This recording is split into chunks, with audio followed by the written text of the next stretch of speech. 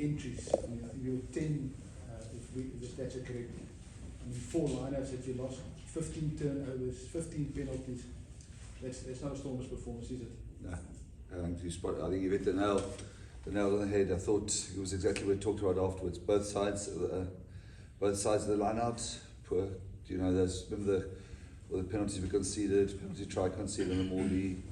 You go up, you throw somebody across, you do the same thing the next line out, of course you're going to have a warning. So, and the entries. So I think that and the discipline. I think, I don't mind. Just foul play penalties are frustrating, tackling guys in the air or whatever else we did. So I agree. That's exactly right. Yeah, so I mean, obviously you got the advantage that you travel to Durban next week and you get a chance to put it right. Yeah, that's what we talked about. That's a silver lining, I suppose, of a dark cloud. I think there's an element, Sash talked about it after the game, there's an element that bogey's off our back. But, and I think what is nice is it didn't feel like we were, I don't want to say we beat ourselves, because I thought the Sharks are very good. Their plans were good, they were organised, they played with passion. You could see how they defended. They had some really good plans. But had we addressed those things that you started this question with, I think the score would have been could have been in our favour. So we won't do what happened. If you looked at the URC stats before this round, number 1 lineup, number 1 maul, number 1 scrum, and all today didn't get that picture up. So, but we'll be back next week. Lisa. Tabo, just on the scrums, I asked you the question about the Ox Pathu thing. Did you feel that worked in their favour, that they could take him off after 30 minutes after dealing quite well with what I thought he did well. I thought he did well. And obviously by the end we were clearly dominant. It was probably that middle bit that I probably need to relook at, because there's one which cost us 3 points where we were starting to celebrate our penalty and then went against. But I think that plan of theirs worked well. But I think credit to us, I think by the end we were pretty clearly in charge of the scrums. But they mitigated, and they won the scrum penalty battle. So I'm sure they did, yeah. And then Jan spoke about that return derby now. This result probably means that you don't have to really motivate the guys. No, I don't think we were I don't think, but as I said after, it was a curious game. And often when we lose games, when we lose, you think, we didn't work hard enough for that. I didn't fault the effort or the work rate or the desire to win. And in fact, at some stages, until those lineouts that Jan refers to, I thought this was going to be about sort of typical performances of this year. 65 minutes, they start getting the dominance. And the truth is, we have those lineouts, you write one couple down here, and then probably the match turning one on 68 or 69 minutes where we were 5 yards out, 22-12. We score there, ends up in a yellow card and a penalty. So that was the big. It felt like then it was almost going to be like one of those performances, didn't it? Yeah. But Gavin.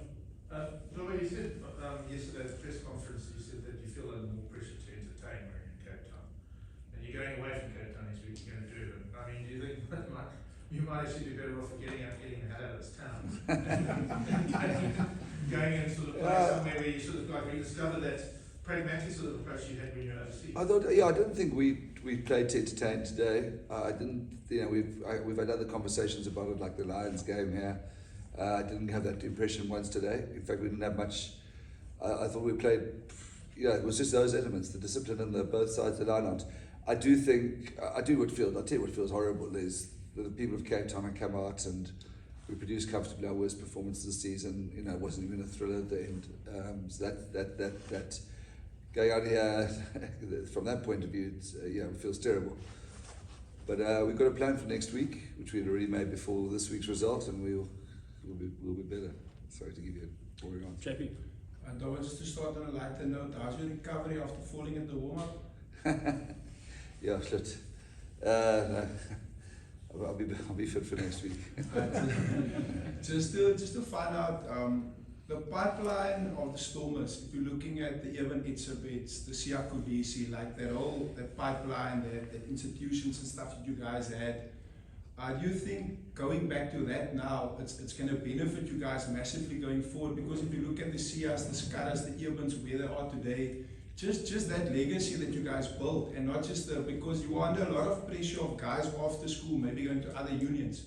But now suddenly there's a bit of a youth, and maybe just on that from your side. Yeah, I think one of the great tragedies of the many of the sort of dark period at the back end of the last decade, and the start of this one was, the institute being viewed as a cost centre and then being cut, and just logically pay a price for it. So there's a sort of missing few years. We had to go into the market to sort of build a team that largely built that won the URC. But since his under 21 team, and we kept them together with guys like Connor and Emmy and Paul, and that started to produce. And now if we open our own institute, we had Marcus Muller training with us. I know he's a big name, but he's a proper player. So that's our whole thing, is that we get sustainable, keep winning, and I think we've hopefully addressed the missing generation, and hopefully we'll get better at other unions coming and looking at our grade 10s, because that's often we miss. I understand the Crane Week thing, that's a baton, and I think we're on top of that, and that's obvious one, if you know what I mean. But it's when Chiswell Eust or who else left in grade 10, I think something at the top of my head. But that's where we have to be much sharper, Just last one to Sasha. You didn't always have it smooth sailing. You had a lot of injuries, and then you recovered. Maybe today wasn't the best day at the office. But there's a youngster sitting out there, obviously looking up to you while you're doing things, how you're doing it, reading the Stormers. What is a message to somebody out there when it doesn't always go your way? Because next week the team might be great, you might be great, you might be on the next level. What is the message to somebody maybe struggling, not going through a great space, but to recover the next week? That's a tough question on the spot. Just keep on. I've had many operations, and I'm only on 45 caps for the Stormers. Some of my mates on 70s and whatever. So just stay true to yourself. Listen to the internal noise, not the external noise. Thanks. Cool, yeah. Yeah, question, Robert, to you, and then one to Sasha. If you look at the trends post the opening 20 against La Rochelle, it's like this kind of result was coming in terms of performance, and that Storm's complete performance with the pragmatic kind of rugby we saw in the early part of overseas. Because you look at the starts, and there must be something in that one corner, because every start gets dropped, okay? Well, what is it about the preparation that you're going to have to look and say, why are we gifting the team 7 points, putting ourselves under pressure 5 minutes into a game? And then to follow that, Sasha, from the stands, it looked like you guys just couldn't get into that game. How did it feel on the field? That there was never a moment where you felt this momentum is shifting, that something just wasn't clicking. That was the observation. You were the one playing, so Dominic answered that, Yeah, I think from you spot on. I genuinely don't feel that today was because we were romantic of trying to entertain the crowd. I think it was as simple as those, our line-up maul and that sort of thing here. If we got 4 of the 5 of those and we got our maul going, we've won that game. So what I'm saying, I do agree with what you're saying since La Rochelle. There has been, since that first 20, I agree with that part, and I agree with that about the restarts. I think what disappointed me the most about that start was the 2 starters. One was a line-up, one was a scrum on the far side. And they get 40 yards both times, and that was far too easy. So to me, that was both led to the tries. Yes, I don't feel like we used the cliche overplayed today. I didn't see that. But I would agree with you that this has probably been coming for a little since we got home to a degree. Yeah, I think firstly, like the one place we can tap ourselves on the back is we got the entries. So that's one box tick. But I think the difference today was like when you gain momentum and get entries, usually if you smash and grab a couple of points from there or put the team under pressure via penalties or cards, then the energy is re-injected back into you. But today it was like, I remember we had a line out and they turned it over, Andre moved the ball and Fassi banged it into our 22.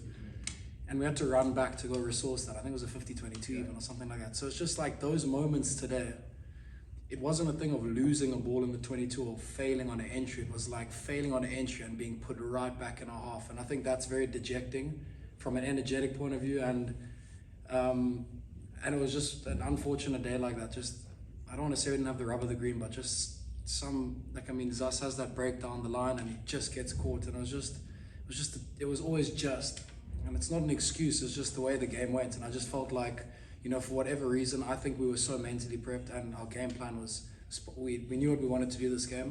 I just think that, the Sharks got the better of some situations, and instead of just getting a bit of a 1-up on us, they got like a 5-up on us, and we ended up, burning ourselves.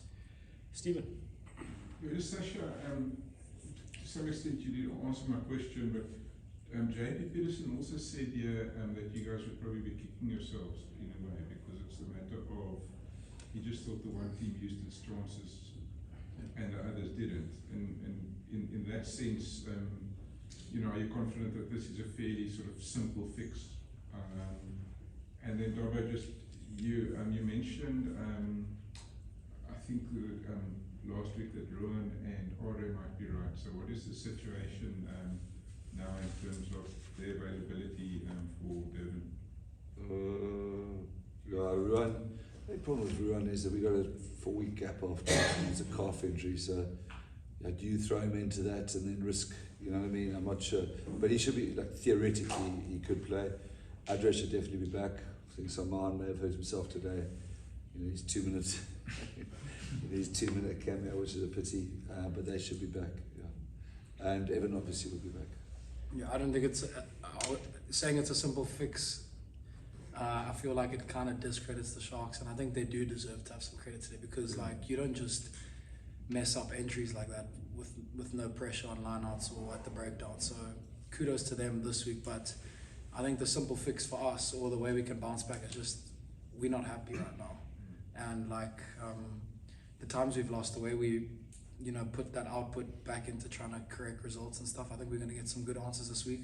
I don't think there's many answers, because like I said, we went from a 22 entry in their half to a 22 entry in our half, so it wasn't a great day. But I think I think we'll be fine. Marco? Just a double on Salman. It was quite a weird sequence of events there. Was he fully fit coming into the game? Yeah. It's completely unrelated. Yeah. I hope it's not a turf toe, but it's an injury to his toe. So it was done at the mall before he got the card. So he came on as the team got issued the more warning. So I felt a bit sorry for him, but he hurt it at there were two malls on for the second one. He was carded. The first was unrelated. Yeah. So you don't know the assessment for him? No, not yet. But he doesn't seem comfortable. Cool, guys. All good. Thank you.